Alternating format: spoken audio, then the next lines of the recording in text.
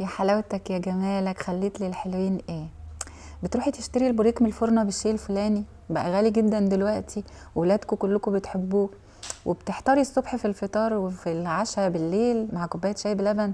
تعالوا بقى نعمل ب3 كوبايات دقيق العظمه دي كلها يا بنات، وتعالوا يلا نقول بسم الله الرحمن الرحيم.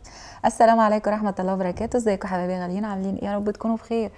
هنحط هنا كوبايه ونص ميه دافيه، معلقه خميره كبيره، معلقتين سكر كبار، ربع معلقه ملح، هنحط 3 معالق لبن كبار، وقلب قلب قلب. واهم حاجه الميه تكون دافيه بدرجه حراره الايه، درجه حراره ايه مش عارفه انا بلخبط. معلقه صلصه، طبعا انتوا عارفين ان البوريك بيبقى محمر سيكه كده، فهنحط معلقه صلصه طبعا، وننزل بقى ونقلب كويس الحاجات دي كلها مع بعض.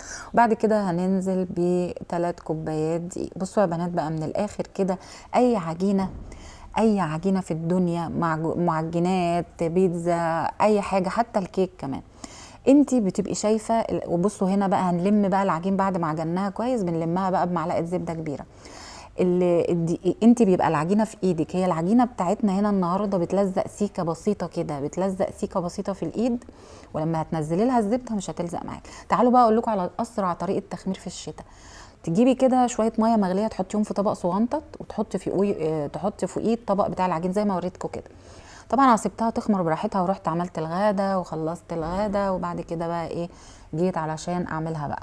بصوا اول حاجه هنا يعني بتبلي ايدك دقيق بسيط، لان هي العجينه فعلا بتلزق، يعني هي العجينه بتلزق عشان كده طالعه طريه معانا. وهنا ما فيهاش مواد دهنيه خالص غير معلقه زبده بس، واحده بس، يعني ما فيش اقتصاد اكتر من كده. تخيلوا بقى، شوفوا انتوا عاملينها بمقادير اقتصاديه جدا، وشوفوا بقى وتروحوا تشتروها في الفرن بكام. لا تعالوا بقى نعملها في البيت، حاجه نظيفه انت اللي عاملاها لاولادك، حاجه جميله جدا. تعالوا بقى شوفوا طريقتها في اللف ازاي، وخلي بالك من الطريقه بتاعتها، لان هي الطريقه دي مهمه جدا. بس كده، شفتوا مفيش اسهل من كده. بس عايزه اقول لكم طعمه جميل جدا، ويعني عارفين طري جدا جدا جدا يعني. وطعم الجبنه، بصوا هنا انا استعملت جبنه براميلي عشان ما انساش، بس استعملت هنا جبنه براميلي او جبنه تكون حادقه شويه. يعني اهم حاجه الجبنه تكون حادقه حادقه سنه، علشان عقبال ما تدخل الفرن وبتاع تدي طعم حلو. وممكن كمان تستعملي جبنه دلعه، ممكن براحتك خالص. ممكن تحطي جبنه موتزاريلا، جبنه رومي، اللي انت عايزاه. ممكن كمان تحطي جوه لحمه عادي، لحمه مفرومه متعصجه عادي جدا. بصوا هنا بقى بعد ما رصيناه كده في الصينيه، انا بحاول اعمل نفسي ايه ما شاء الله عليا، يعني فاهمين اللي هو في المونتاج يعني. والله انا بمنتج على الله، كل حاجه ماشيها على الله. بصوا هنا بقى بفصل طبعا صفار البيض عن البياض، وبحط شويه لبن، معلقتين، وشعره فانيليا مهمه جدا. شعره الفانيليا، وما تخافيش هي مش هتاثر على اي حاجه. شعره فانيليا ومعلقتين لبن على صفار البيض. وعايزه اقول لكم ان صفار البيض فاض مني، يعني عملت ال3 صواني ما شاء الله، عملوا لي كميه.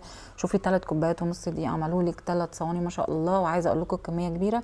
عايزه اقول لك ان انت هتدخليه الفرن، ركزي معايا على درجه حراره 190، مش هتولع الشوايه ابدا. هنحطه في الرف اللي في النص، وهنسيبه مع نفسه لحد ما تلاقيه احمر من فوق ومن تحت شبه بعض، وبتقومي مخرجاه من الفرن.